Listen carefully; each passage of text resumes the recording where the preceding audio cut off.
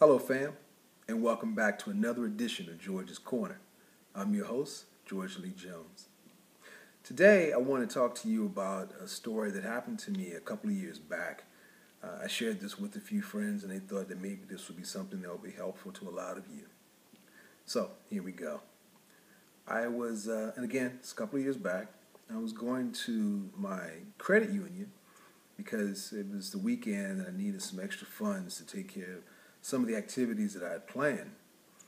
And while I was in there making my transaction, I kept going back and forth with the teller because for some strange reason, I kept coming up with an extra $20 in my hand, and it was not my intention to walk away with that $20. So we went back through it again, I put the money back in, and about the fourth time, I still had this additional $20. Had no idea why I kept getting the same money back. But I had somewhere to be and I was in a rush. So I said to her, look, you know what? I'm going to chalk this up to just, something in the universe must be going on because we're not going to figure this out today. So I'm going to leave. So as I leave out of the credit union on the elevator, leaving out, and I'm walking out of the building, and I run into a gentleman I hadn't seen in about, 4 or 5 years. So he and I start talking to each other. And I asked him, the first thing I said is, how are you doing? His response, God is great. God is good. Everything is great. So we talk. He tells me that he's recently married and he's a lovely bride. And I thought that was wonderful news and how life had been pretty kind to him. And so after he went on for a few moments telling me what's new with him, I decided to, just share a little bit of what was going on with myself. And that was the end of the conversation. But something kept nagging at me. And so I asked him again, because you guys have listened to me talk long enough. It may be semantics, but I'm a real wordsmith. Words carry a lot of weight to me. And so I asked him again, how are you doing? His response, God is good. He goes on a little further. I wasn't satisfied with the answer because something in my gut kept telling me there's something more here. So I asked him again. I go, so I'm going to ask you one more time before I leave. How are you doing? He says, God is good. And I said, whoa. I know God is good. I'm an example of God's goodness, okay? I said, so I know that already. I said, and this is for my Christian friends, and I'm hoping you're listening to what I'm saying, or what I'm about to say next.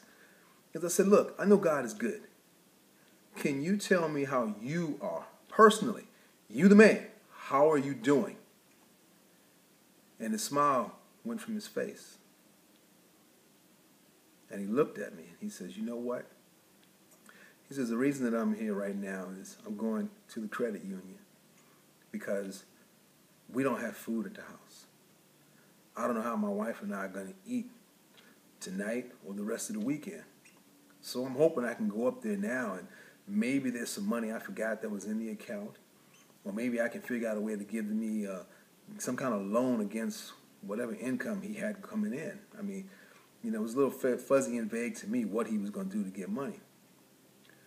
And then it occurred to me, that extra $20 that I couldn't figure out why I kept getting that extra $20 in my hand, it wasn't for me. It was for him. So I took the 20 out of my pocket and I said, I don't know what you're going to find when you go into the credit union, but here's 20 to help you get some groceries so you and your wife can eat tonight and this weekend. And he looked me in the eye and I could see tears welling up and a tear ran down his cheek. And he grabbed and embraced me, almost like a bear hug. I mean, I finally had to say, okay, stop, let me go. It was such a tight embrace. And he looked me in the face and says, you don't know what you just did for me. And he was right. I don't know what I just did for him. I don't know whether they'd eaten that day or the day before. Wasn't my business, wasn't my concern. What was important, though, was that I knew that extra $20 that I had in my pocket was not for me, but it was for him. And again, whether you're a believer or non-believer, whether you're Buddhist, Christian, Jew, doesn't really matter. The reason I'm telling the story is we're so quick to give a response that's routine. Hey, how you doing? I'm doing great. Sometimes if you're not doing great, let someone know. The reason I'm saying this is because with this gentleman, I don't know. I mean, I didn't expect to see him cry, but he must have been really going through something. He kept telling me God is good. And so what I said to him was these words. In the future, especially like-minded people like myself, I know God is good. And for my Christian friends, when someone's going through something, don't tell that person you'll pray for them when you have the blessing in your pocket. Sorry, didn't mean to jab or poke anyone with that, but listen to the validity again. Do not tell someone, I'm going to pray for you that God does something miraculous in your life when you have the power right now to do that. If a person says they're hungry, don't say, I'm going to pray that you get some food. Go to your house and get some food and bring it to them. If they say that they're delinquent on a bill and you have the ability and the capacity to make a huge impact on their life by pulling out a few dollars in your pocket, do that. Because that's why we're here. We're here for one another. That's our lesson in life. Love your neighbor as you love yourself. Those couldn't be truer words. And your neighbor is not necessarily the person who lives next door to you. Your neighbor is each and every individual that you encounter. Neighbor, translation, people, persons. So the next time you feel the need to say to someone, hey, I'm going to say a word of prayer for you and with you. If you hold the obstacle or the key to their dilemma or situation in your pocket, in your hand, if you possess their blessing, give it to them. It's really that simple.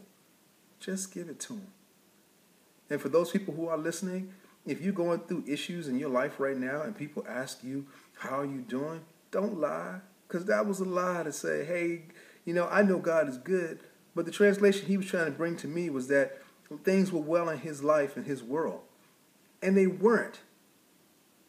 As the saying goes, a closed mouth doesn't get fed. So had I not continued to probe, well, you know the rest of the story. He and his wife may not have eaten that night. So when you go through an issue in life, don't let ego or pride or your past experiences block you from blessings coming your way. Be honest with people. Tell them what's going on when they ask you a question. I know we don't want our business to get out there, but always remember, as I said to someone yesterday, if you walk up to someone and you say, let me tell you a secret, it's no longer a secret. Because a secret resides where? With one individual. That's you. So if you tell someone else, it's no longer a secret. Didn't mean to take up a lot of your time with that. I just thought maybe that story would help today. It's been a blessing to me to have been a part of that story because it taught me a lesson about humility and the fact that no man is an island and that we need each other in life's journey. Again, love yourselves, be great to others, and always be learning something new. Until next time, fam, I'm your host, George. Much love to you all.